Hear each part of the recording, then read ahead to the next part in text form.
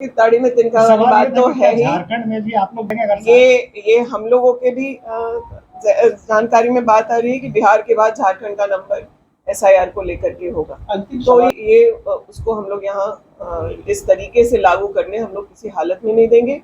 और जो सवाल आपका था कि क्या झारखंड में भी कांग्रेस करेगी, मैं आपको कहना चाहती हूँ एसआईआर के मामले पर विपक्ष एकजुट होकर के इंडिया गठबंधन संसद में इसकी लड़ाई की शुरुआत उन लोगों ने की है।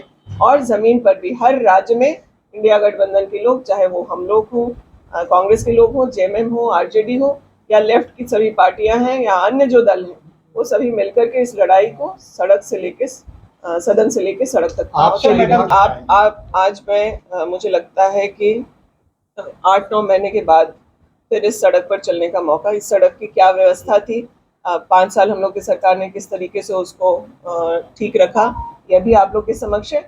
लेकिन आपकी बात से मैं इनकार नहीं कर रही हूँ। आज के दिन इस बरसात में आम लोगों का आवागमन परेशानी का कारण बन रहा है। उसके कारणों को भी जानने का हम लोगों ने अपने बैठक में प्रयास किया है। और मैं जिला प्रशासन को भी और विभाग के जो संबंधित पदाधिकारी हैं उनको भी इस बारे में निर्देशित करूंगी कि सड़क का पुनर्निर्माण जल्द से जल्द। देखिए, ये अब हम लोगों की इंटरनल बैठक थी, वहाँ कोई इस प्रकार की बात नहीं हुई। तरजीह देने की जहाँ तक बात है, मुझे लगता है कि अगर संगठन अगर एक्टिव है, सक्रिय है, तो सरकार रहे ना रहे, आज विपक्ष के नेता सक्रिय हैं तो उनकी बात सुनी जा रही है, तो सत्ता में न सुनने का तो कहीं कोई सवाल ही नहीं है।